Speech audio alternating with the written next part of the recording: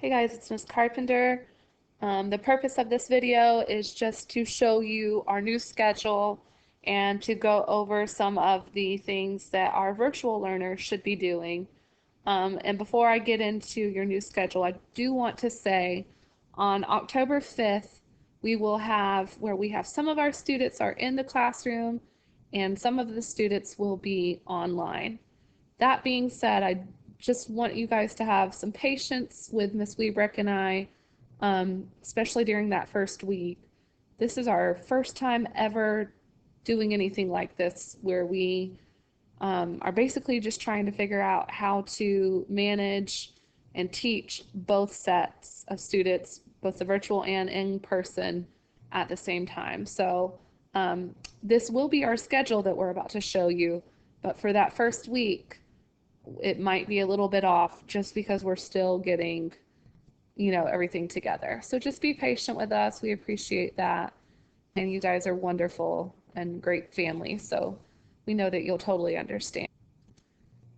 That being said, on October 5th and 6th, we will not have afternoon guided reading groups. So if your child is normally scheduled for a guided reading group, we will actually be taking that time with the students who are face-to-face and basically going over rituals and routines, something we would do the first week of school if we were face-to-face. So here is our schedule, and it is definitely very different than what your child has been doing. So your child will log in on at 8 o'clock, preferably 7:50, just so everyone can get onto CTLS and get in. And we will start with our morning meeting like we always do. And then we'll start with math. And we were originally starting with science, but we will be starting with math. So from 8:20 to 9 o'clock, we will be doing where everyone is learning the math lesson. And then at 9 o'clock, we will have guided math independent groups. So the way that works, some of the students will be put in the waiting room. And if your child's put in the waiting room, that means they need to be working on an independent assignment. It's kind of like when you were in school and you would be in centers. Some of the kids would be working with the teacher, some students might be working on the computer, some on a different activity independently. So if your child between 9 and 10 o'clock, if you don't hear us teaching, it's because they're in the waiting room and they should be working on something independent. That assignment will be given to them and they need to be working on that. So between 9 and 10 o'clock, if your child's just hanging out around the house, they should not be. They should be working on their independent work. So you definitely want to keep an eye on that and make sure that they are doing their work. And some of the students who are in the waiting room, will pull them back in and it will be their turn to work with us in small group. All right. And then from 10 to 10:45, we have a new time that we will log off and we will go to specials. So your child will go to specials at 10 o'clock and I will be sending you the new special schedule because that also changed. So that's what they'll be doing between 10 and 10:45. And then your child will log back on with me at 10:45 to 11:15, and we're going to do science or we'll be doing history. All right. At 11:15, the students in the virtual classroom will hang up for about an hour. And during that hour, your child can eat lunch, take a break, do what they need, get some energy out. And then meanwhile, the kids who are in the school, they'll be going to lunch, and we do that in the classroom as well. And then we'll go to our recess and come back, and everyone will log back on at 12:15. And that is what's new.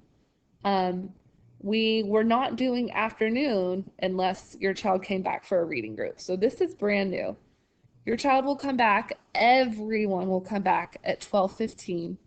And from 12:15 to 12:45, we will do where everyone is listening to the reading lesson. At 12:45, we start our guided reading groups. And this is the absolute most important part of the day. Your child is not learning how to read during the whole group time. They're just not. It's during guided reading when your child is learning those skills for how to read. It is very specific to your child's reading level. And your take-home bags, every child has different books based on what their reading level is. So it's very important that your child comes back after lunch. We want to make sure that they are getting in their full day. And so they'll have their guided reading time. And again, if you notice that your child is awful quiet or they're not working on anything, they might be in the waiting room, but while they're in the waiting room, they should be working on their independent assignments. If your child is not in the waiting room at 12:45, that means their day is over. And you'll look at your yellow calendar, you'll know after 12:45 what time your child's reading group is. And so every child has a reading group twice a week that is after 12:45. And some days they will be on with me in the waiting room waiting their turn for their reading group, or it won't be their day for a reading group and they can go work on their assignments. So, and the last thing says if students are not live with the teacher, they need to be doing their independent work. I have noticed I've had some parents call me and they're like, my child thinks school is so easy, and I had to break to them that, you know, they're not doing their independent work. We really need your child to be working on that independent work, turning in every assignment. This is where they're going to get their grades. So please, please, please make sure your child is doing their independent work and turning their things in. For those who are in the virtual world, you can find your assignments, and I really encourage you to have your child be more independent. And instead of you having to keep up with what their assignments are, make them more responsible. And we show them every day. They click on our homeroom, and every week in yellow, right here under our class board, I will have their assignments posted. And this is stuff that needs to be done and turned in. So I encourage you, maybe take a picture of this or try to print this out, and you can check off, have your child check off the assignments that they complete during the week. Make sure they're turning these assignments in, and make them independent. Hold them accountable, have them do their checklists. But those are going to be things you're going to have to model for your child. You're really going to have to make a plan and make it consistent where they are becoming more independent. Parents, you're going to be so much more relieved when your child is able to be more responsible. And that's something we normally work on in the classroom. But in the virtual world, you really become the co-teacher. And this is something that you guys have to do because we physically can't. One more thing I want to show you, don't forget about our resource tab. I have Flipgrid, and this is the only way you can connect to my Flipgrid. You have to click on that link and they put their lunch number. We will be starting to use Education Galaxy when we get back in October. This is a very, very big website that you want to be familiar with. I have our Clever, they can click on that, Prodigy, Classroom Library. You can click on these books and hear a great story in our classroom library. If your child likes to use the base 10 blocks, those are available. You can use that. And our last thing, if you notice that your child is doing their assignments, but you're not getting feedback, it might be that they did not click the submit button. So make sure when your child does their assignment, you have to save it, but then you also have to click the submit button. If the submit button is not pressed, it will not come to me. So that's 2 steps they have to take.